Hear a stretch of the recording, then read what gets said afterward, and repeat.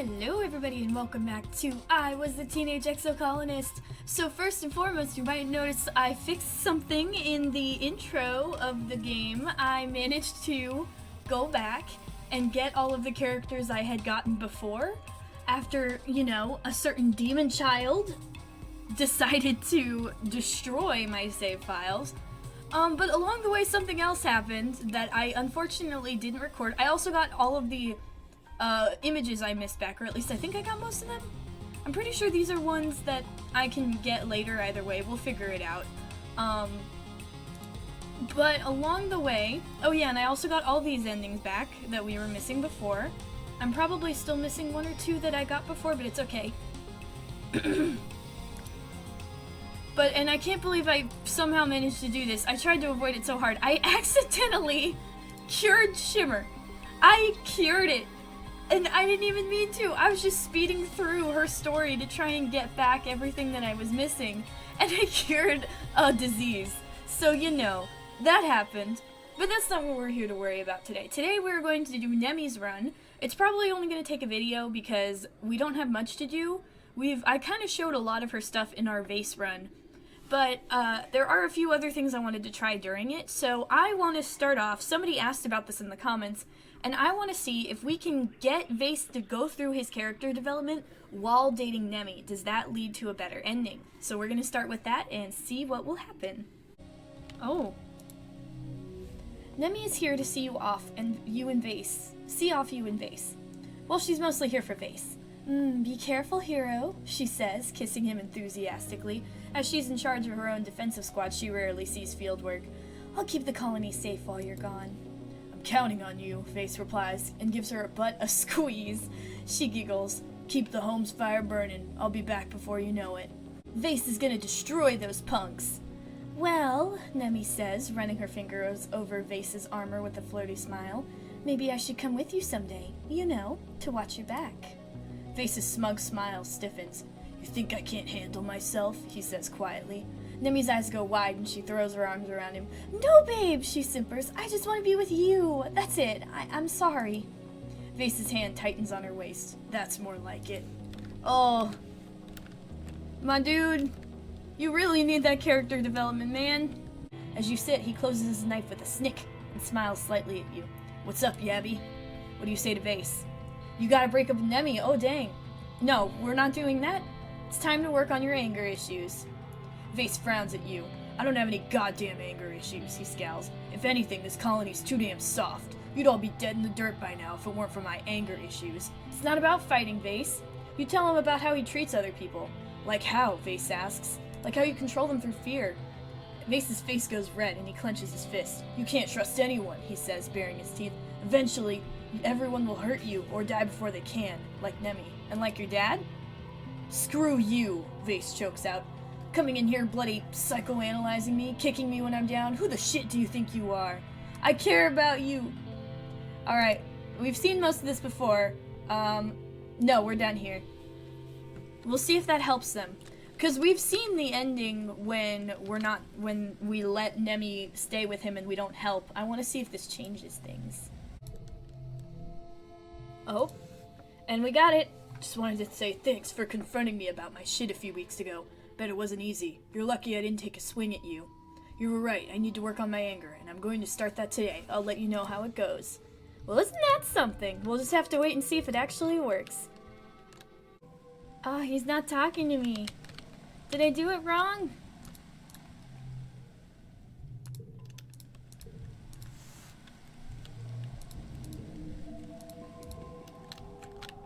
I guess the only way to find out if there was character development is to actually do the thing. Oh no! Can you not do it right? Like if he doesn't break up with Nemmie, then can he not develop? Do you have to break them up? Alright, I'm gonna try and confront him one more time. It's time to work on your anger issues. Blah blah blah. Okay, and this is gonna be a lot more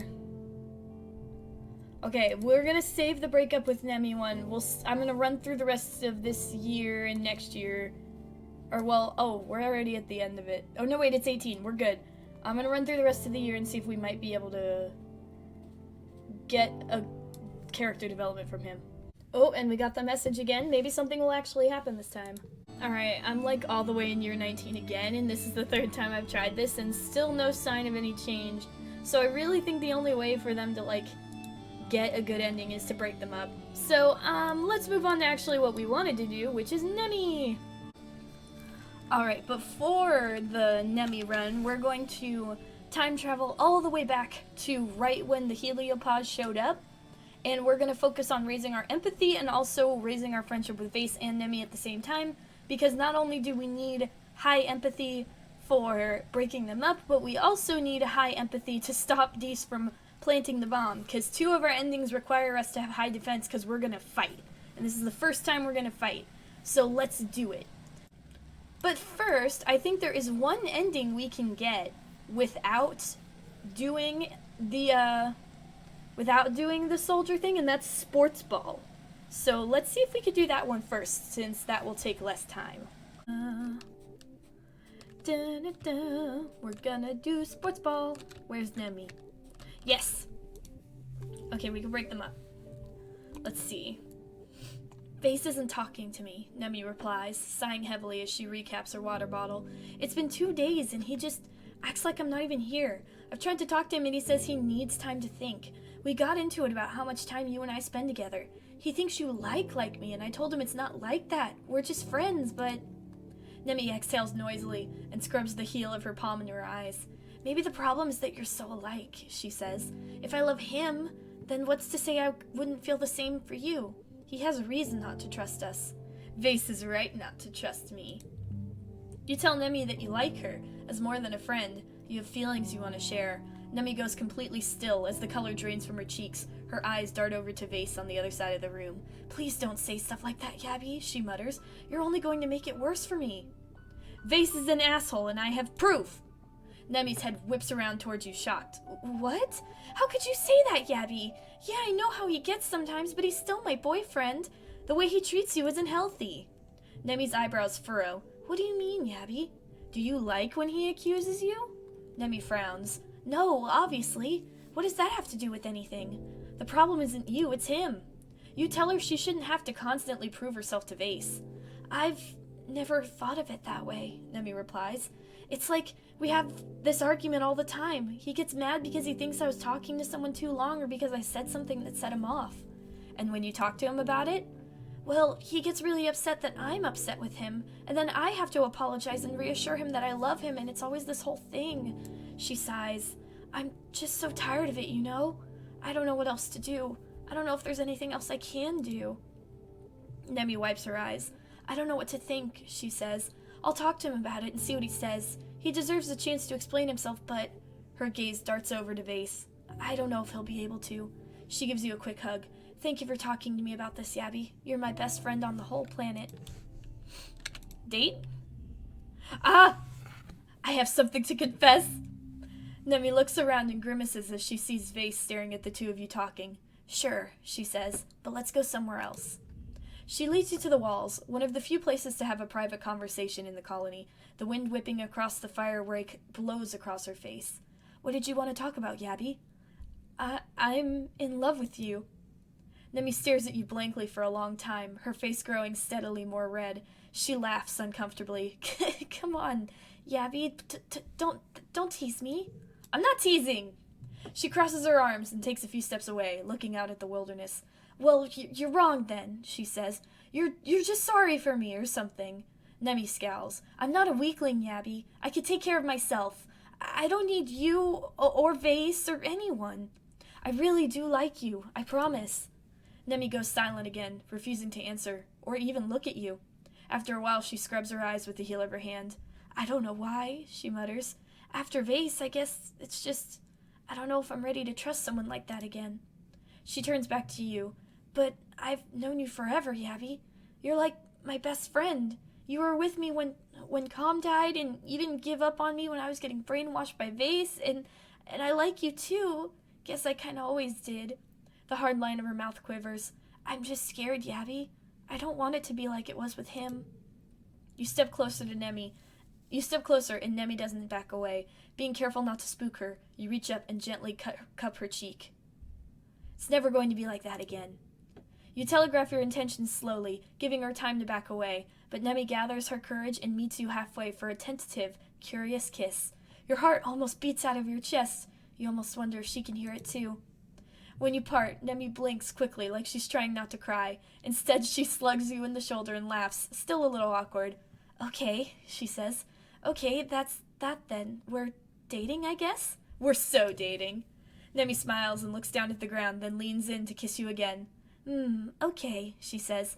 I have to get back to my post, but I guess I'll see you around, partner? She gives you a little wave and jogs away, looking lighter than you've seen her in a while. Aw, we have a girlfriend. I feel so bad for her at the same time. It sucks that she has to be so scared. Uh-oh. Hello? Oh, no. On your way to the garrison, you pass by a few young soldiers speaking in hushed tones. They seem to be commiserating over Vase's attitude in training today. Oh, boy. You might know what this is about. You spot Vase overseeing a group of soldiers navigating in an obstacle course. Pick it up, come on, he snaps. You approach carefully, and he acknowledges you with a glance before going back to staring morosely at the trainees. Why so glum, chum? Vase scowls and crosses his arms. Nothing, just a bunch of bullshit. I love bullshit. Vase smirks and clicks his tongue against his teeth. He's quiet for a bit. Nemmie broke it off with me, he says eventually. Told me she didn't think we were a good fit or some shit like that. Maybe you should work on your anger issues.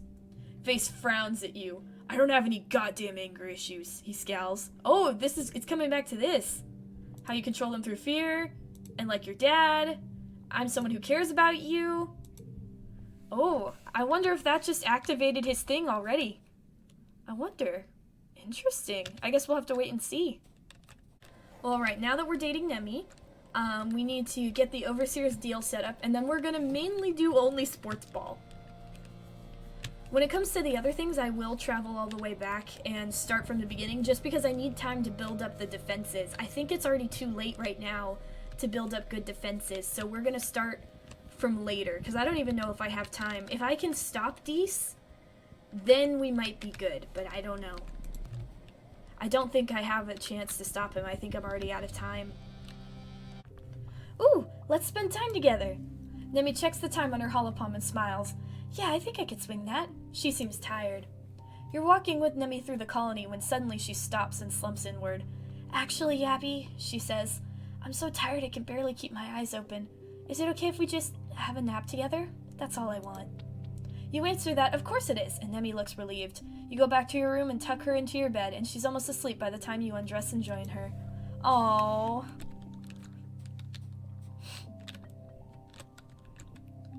It sucks that she had to be relieved about that, mister. You're on your way to the sportsball pitch when you literally run into Nemmie. She's dressed for combat training, her long curly hair tied back into a no-nonsense braid. Oh, she says, holding you at an arm's length and checking you over to make sure you're okay. I didn't see you there, sorry. Aren't you coming to sportsball practice? Nemmie laughs, then stops when she realizes you're not joking. Oh, you're serious? Aren't we a little old for sportsball? She says, looking incredulous. I mean, it's fun and all, but it doesn't mean anything. It's just a game. I'd rather be training for the defense force. She looks you up and down. You should sign up, Yabby. A lot of us old sportsball players did. She marches off down the hallway towards the garrison, leaving you to contemplate your choices in life. I will continue playing sports ball, excuse you, babe.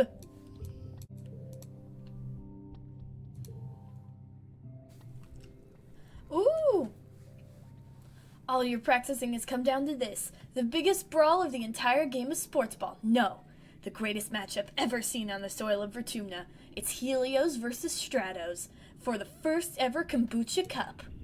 You manage to get a few Strato kids back for the big game. Nemmie even takes some time off of her grueling training regimen, lured by the prospect of whooping some Helio butt. The stands are packed with spectators. You wish Com could have been here to see it. Besides Nemmie, who should join your team? Dees, because I need to raise his friendship. Oh, okay, never mind, he's not there. Cal, of course. Cal's certainly grown into the man who looks like he can mop the pitch with anyone, but he's still a big softy. You're hoping his tender nature translates into a great defensive player. You put him on the goal and hope for the best. When the going gets tough, you want someone like Cal watching your back, and also he hates the Helios, so that'd probably help. Let's sports ball. I need to win. 7, 7, 7. Oh wait, let me just switch that. No, you get out of here. There we go. 9, 9, 7, 6, 9, 9, 6, 4, 3. Got it. There, yes. There's no losing for you. Oh, look at that. That's so cool. You are the champions. You accept the kombucha cup on behalf of your team and immediately give it to Nemmie in honor of her brother. She tears up a little as you lift her up and parade her around the pitch and tries to hide it as tears of joy. Aww. The Helio team takes their loss pretty hard. They've all rallied behind Vase. You're a bunch of jokers, he says. There's no way you untalented colony losers could beat a team of the most elite soldiers on the planet. The Helios mutter their agreement, and Vase continues, I don't know what I expected from a bunch of criminals. Of course you cheated your own dumb made-up game.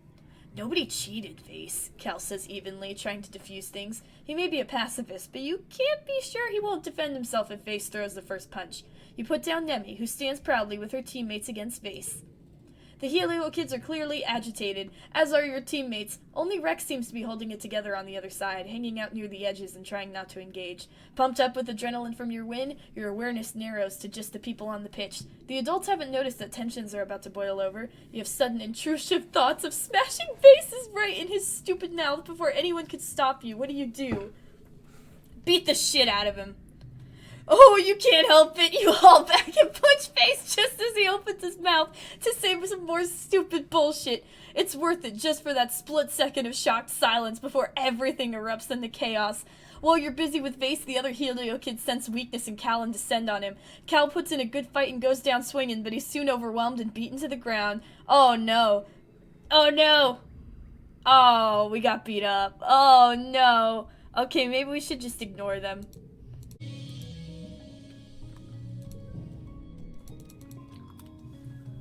Alright, let's ignore them. It doesn't feel great to have your victory marred by these buttheads, but walking away is the smartest choice. You parade the kombucha cup around some more and leave the Helio team to lick their wounds in peace. It feels good to have a win, though, even if it is just sports ball. You sleep a little easier tonight. Alright, yeah, that was probably the more mature thing to do. You know, just in general.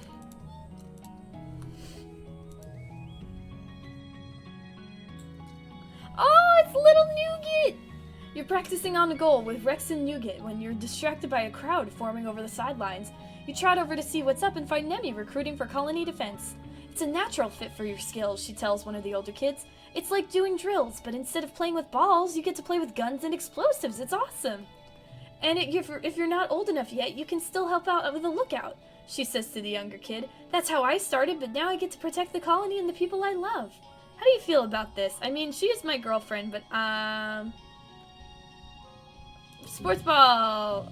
Oh no! Dang it! I've got to give her an egg.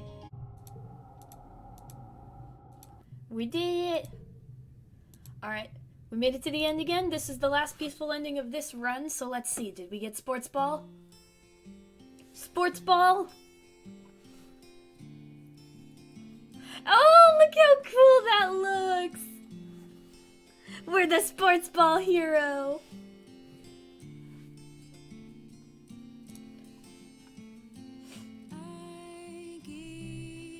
Sports have been a part of every human culture, and it's no different among the colonists of Vertumna.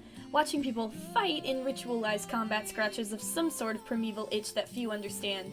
Thanks to your prowess and charisma in the field, sports ball becomes the de facto sport of Vertumna. You make sure every child wants to grow up to play it, just like you, and eventually people even begin to take it so seriously that, in your later years, sports ball is used to settle grudges, and even acts as a marker for social status. No one would ever dream of running for governor if they don't have a positive association with sports ball. You form lifelong bonds. Your teammates are very important to you, like family. This is how Com taught you to act all those years ago, and you've carried his teachings forward into every generation of sports ball players since. You retire after scoring the winning spike in the league finals. Of course, they trot you out 10 years later for an All-Stars game. Sure, you twist your knee pretty badly. You can't just handle those moves anymore, but it's worth it to see the joy on the faces of everyone you love. They retire your jersey number in the rafters of the Garrison, besides comms. Aww. What about Nemmie? After a tumultuous beginning, you and Nemmie finally managed to find each other. When you were just barely adults, it seemed like it would last forever. No one's really sure whether to believe Noctilescent would really cease his attacks during Glow, but as the years pass and the colony breathes a collective sigh of relief, the Garrison's resources eventually get siphoned away into other departments. Nemmie is downsized, becoming a reservist instead of staying on the much smaller standing army that remains. One of her last acts before she retires is dismantling the walls she helped defend. She goes back to playing sportsball and finds her joy again, running teams for children just like her brother did. Little Nougat grows up idolizing Nemmie just like you idolize Calm. You're together for a long time. Long enough that when you start thinking about having children, Nemmie isn't as hardline against it as she was before. She agrees to 2 children, an older girl and a younger boy, so long as she doesn't have to carry them herself. Early motherhood is hard on Nemmie, but luckily you both have antecedent to help raise your little ones. As the fog lifts, Nemmie's latent skills for caring for her younger brothers comes right back to the surface. She's the most fun mom in the colony, always ready to play a game of sportsball or give a pep talk about a skinned knee. You give your son Nemmie blue scale scarring enhancement too, and he sports his scars with pride, just like his mom.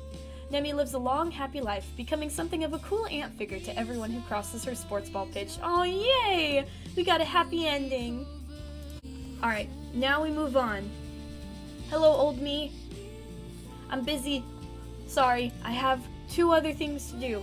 So there's Soldier and there's Xeno Hunter, and to get those we need to make sure our colony defense is up super high, so we're gonna go all the way back to, like, the beginning. I'm gonna start from the beginning just to make sure I can get everything done, but I will skip everything up until we get to the good stuff, don't worry. Alright, this is our lineup for this run. Like I said before, I'm just gonna skip ahead until we get to the good stuff, which will be the defending at the end. But I will say that I'm also going to befriend Dees during this to make sure that the bomb doesn't happen. And I'm gonna also do some engineering to try and get more defense and also see if I could get all 4 pets in this run. So, let's get started.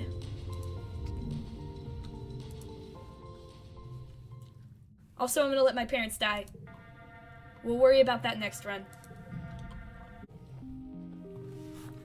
I'm going to name my Hop Hop Boing Boing, because why not? Ooh, so for Valentine's Day, I went to go talk to Nemmie again since I'm gonna date her in this run, and we're destined to be together because we were dating in a past life. You try to explain how you grew old together in a reoccurring dream you have. She thinks you're weird.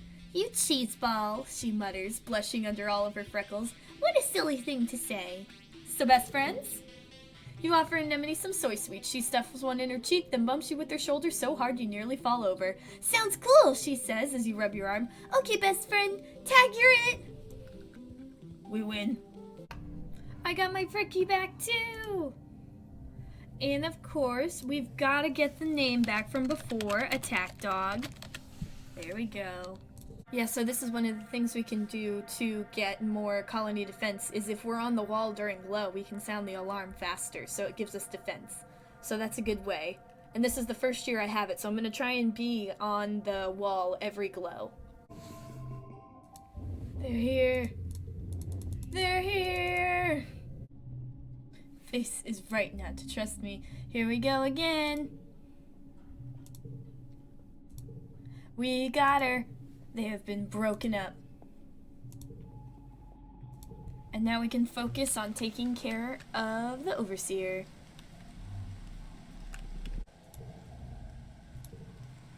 Ah, here we go. Please don't do this. No one has to know. There we go, we have the bomb. Hopefully that's enough. I have done as much as I can, but I will continue Xeno hunting since that is the ending I'm trying to get this time.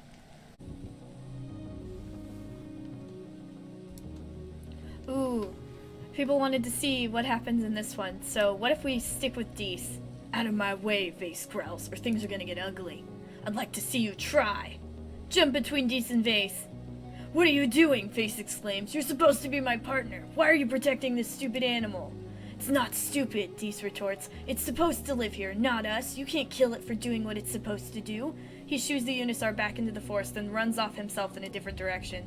Vase tracks Dees with his rifle, but you grab his arm to stop him from doing something very stupid. He was gonna kill Dees! Also, that reminds me, I will jump back in time and see what happens if we side with Rex in that fight. Ah, here we go. Here it is. So this time, we're gonna see what happens if we side with Rex. You think you could come around here whenever you want, huh? Vase spits out. He's toe-to-toe with Rex, both hands fisted in the lapels of Rex's shirt. This garrison is off limits to cowards like you. I don't know if you realize, Rex drawls, but it's a free colony. I could go wherever I want. Oh, here we go. Give me the chance. Overpower Vase and stop him. You step in and grab Vase's fist, twisting it behind his back. Vase grunts in surprise and drops Rex, who hits the ground and scrambles over to Nemmie. What the shit? Vase growls. This isn't your business, Yabby. You've made it your business, though. Though he struggles and curses at you, you manage to hold Vase off long enough that Rex and Nemmie are able to disappear in the crowd. When you finally let up, he shoves you away angrily. What do you think you're doing? Vase exclaims. I had him! I had him! Goddamn colony, Vase mutters and stalks away into the dispersing crowd. You're just mad because I didn't let you beat up somebody. What if I try and get between them? You force your body between Rex and Vase, breaking them apart. You're joined by Nemmie moments later, who wraps their arms around Rex and hauls him backwards. Enraged, Vase grabs you, shaking in anger and yelling in your face before he pushes you away. He looks around, but Rex and Nemmie had vanished. Ah, okay. Interesting. Alright, moment of truth. We see it. Here they come. There's even more. There he is. Okay. Fingers crossed. Mars steps forward. Can you give us a better deal? Tell the overseer to screw off. Alright. Oh! The colony is well defended! As you run, your heart soars at the colony's defenses. A cheer comes up as a squad takes down the first faceless. In the distance, Utopia and the surveyors are in their gliders, wrapping cables around the legs of the gargantuan cloud scraper. A roar of triumph, it's Vase, holding Noctulescen's severed head. He grins, then throws it aside and wades in the pack of manticores. Against all odds, the battle's going in your favor. You're descending from the walls when you're thrown to the ground by a tremendous rumble. A few meters in front of you, something tunnels towards you through the mud. You have the impression of something long and dark that cuts through the ground like a shark through water. You scramble to your feet, but it cuts off your path, forcing you towards the geophonics building. In a storage shed. Oh, this is from the intro! Mostly empty beside bales of hay used as float cow feed. It's dimly lit, but you think you see another door at the far end. The creature advances, throwing up rocks and chunks of dirt as it tunnels closer. Fight it! 104. I could do it. I could do it. 6, 6, 6. Wait, let me save that one. Let's see. Okay, 11, 10, 6, 6. Oh, we got this. We got this. We did it. We survived. You back into the doorway and wait for the monster to emerge. As it rears and thrusts its long black snout out of the ground, you dispatch it with 2 quick shots from your blast rifle like you've been trained. Before you even have time to be relieved, you spot a second one tunneling towards you. You take another step into the storehouse and feel heat. The building is on fire! The dry thatch roof quickly ignites and rains flaming debris down on your head, filling the room with toxic smoke. The ashy heat is intense. You feel it ripping the moisture from your lungs with every breath. You rush for the rear door, but the fire moves so fast. You're trapped as a roof beam collapses in front of you. You hear a cracking noise, then just pain and a noise like a bell. The world goes dark. You wake up to chaos, confusion of light and heat and smoke. Fire! It literally is the intro! Your head is pounding. You must have hit it and blacked out, but you aren't sure how you got here, or what on Vertumna is happening. There's something important you need to remember. Oh, there we go! Your stomach lurches as the floor crumbles beneath your feet, then collapses. Nemmie! My girlfriend! Your body aches. As your eyes burn from the smoke, a figure appears through the flames. It's your friend! Your friend? Wait, why can't you remember her name? She's gesturing and shouting at you, but all you hear is ringing in your ears. What's going on? You try to speak, but the words come out jumbled. Your throat seizes around a lungful of choking smoke. You feel dizzy and confused. Your friend pulls you out of the rubble. She throws your arm over her shoulder and half drags you towards the door. Through it, you see a deep, eerie twilight, dark blue and cold against the heat of the fire around you. Glow season. There you are! Glowing eyes. You shake your head to clear your vision. Is that some kind of dog? Like, from Earth? Wait, hold on. You remember this from another life. Not a dog, a monster. It is about to end your life, and probably Nemmie's too. She tightens her grip on you. Oh, dodge and fight! You shout a warning and push Nemmie to one side as you dive to the other. The beast roars and transforms into a towering horror, a thing that has haunted your dreams for years, but you're ready for it. You realize you've been ready for it your whole life. You distract the creature by hurling a piece of debris, which it catches in midair and grinds it to bits in its powerful jaws. This gives Nemmie time to close it and zap it with her stun gun. While the creature is immobilized, you jump in and finish it off with your blast cutter. You emerge from the inferno of the shed, burned and concussed, but alive. And Nemmie smiles. It's good to be alive. You have wounds tended to in the medbay. Other soldiers are in much worse shape, but at least the battle is over. It was close. You think that Noctilescent must have genuinely tried to wipe out the colony this time, but they underestimated what it would take. You feel certain pride for your tenacious species. You don't know what the future will hold, or how much longer your little colony will be able to hold off this planet's wrath. But for now, you're just happy you survived to live another day, and that day is your birthday. By the time you've recovered, the suns have returned. It's your 20th birthday. You're a fully fledged adult now, though in many ways you already were, and have been for a long time. You and your friends step out to greet the new day, and start the rest of your life on Vertumna. Ooh, what ending? You've reached your 20th birthday. I was going for Xeno Hunter. Did I get it? Did I? Ooh, yes I did. Look at us. We look so hot. Xeno Hunter! You spend your years with Vase and the other hunters out in the muck of swamps and further, fighting monsters for food and safety. You protect those you love. It's a dangerous job, but you promise them you'll come home. Luckily, you always do. Nemmie becomes security chief once Rhett retires. Her training in defense means that the attitude of the Garrison mellows in later years, and young cadets look up to her with admiration, never fear. The pull back from hunting parties almost puts you out of a job, but you're so good at it that Nemmie ensures you lead the ones that are still in operation. The two of you strike a balance between offense and defense. But what about Nemmie? After a tumultuous beginning, you and Nemmie finally managed to find each other. When you were just barely adults, it seemed like it would last forever. Nemmie becomes security chief once Rhett retires. Still, defending the colony weighs heavily on her. You watch helplessly as the endless, horrible grind of yearly attacks takes a toll on her. When she turns to the drink to help numb the stress, you're there to support her when she's ready to claw her way back out again. You're together for a long time. Long enough that you start thinking about having children. Nemmie isn't as a hard line. Oh, we have kids again! Most fun mom in the colony. The life of a soldier is unpredictable and, unfortunately, often tragic. The colony loses Nemmie during an attack. She was still so young, as was calm all those years ago. It's a small comfort thinking they may be together again, wherever they are. What about Sim?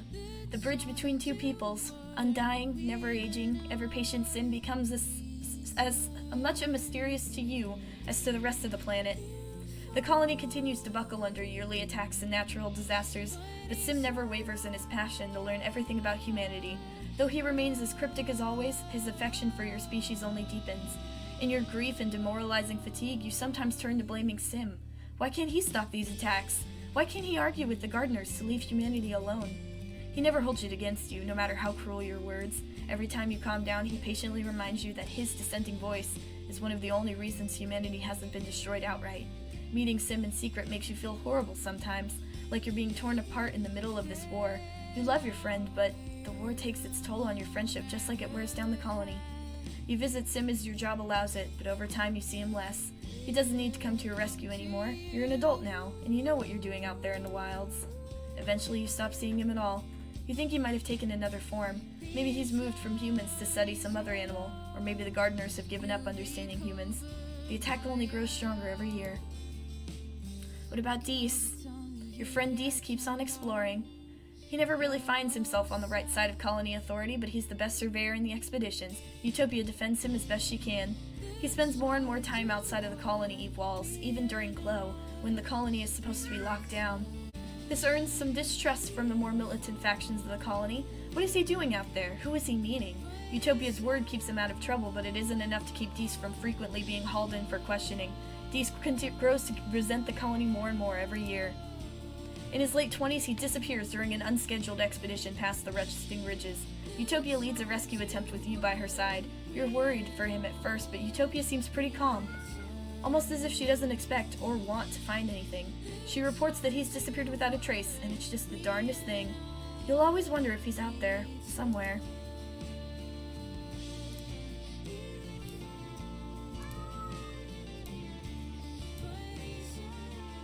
The days turn into months, eventually becoming years, then decades. Before you know it, you're old.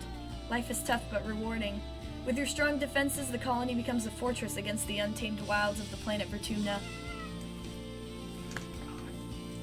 Expansion is slow and difficult, but the hunting squads keep the local xenofauna down. You even start a second colony a few hundred clicks away, and humanity begins to get a real foothold on the planet.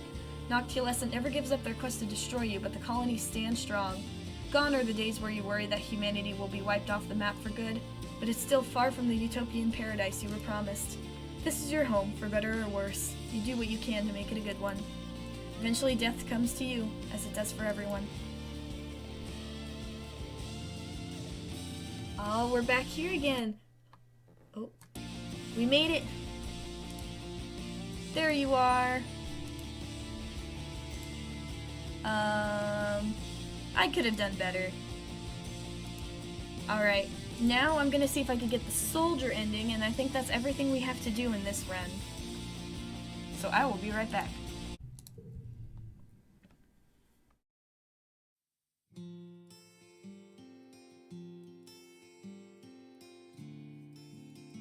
Oh, there we go. Ooh, military hero.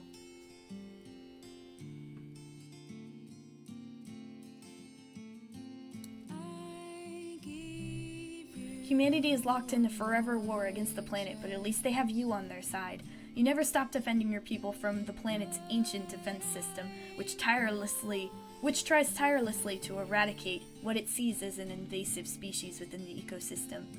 It's a hard life, not just for you, but for the whole colony. After many, many close calls and weeks of your life lost to recovering in the medbay, you're finally killed in your early 30s during an attack during Glow. At least you'll be remembered as a hero for years to come, primarily for your leadership. You pull the security squads together into a proper military during your short time with them. They'd allow you into the fires of hell if you ask them to. During the fight that finally takes your life, the only one who doesn't make it back is you. It's that sacrifice that people will tell stories about for centuries to come, if humanity lasts that long. Your death comes as a shock, especially to Chief Rhett. He never thought he'd outlive one of his best students. The entire colony mourns as your body is returned to the soil, and a statue is built to remember your sacrifice. But what about Nemmie? Oh. You watch helplessly. You're together for long enough. Oh, and she dies too. Ooh, what a rough one. Sadly, you don't make it to your later years.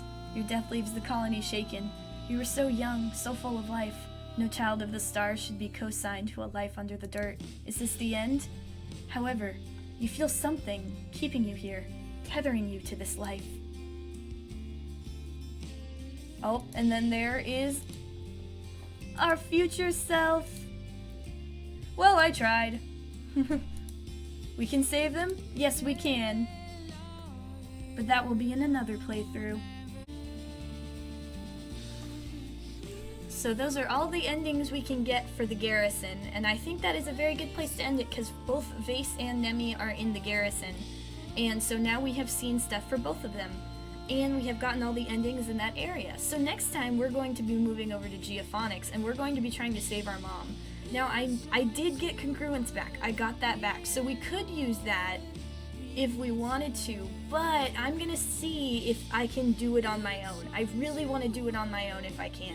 And if not, then I'll go back and I will use the Geophonics. I will save the Geophonics thing if I can. I just really want to do it on my own one time, you know? I want to be able to do it, because if I can accidentally cure Shimmer while speeding through just trying to get my save files back up to date, then surely I can fix the famine on my own, which is what we're going to try and do. But that will have to wait for next time. Until then, thank you guys for watching. If you enjoyed, please consider subscribing. Remember to take care of yourselves, fight for your colony, and have a good day.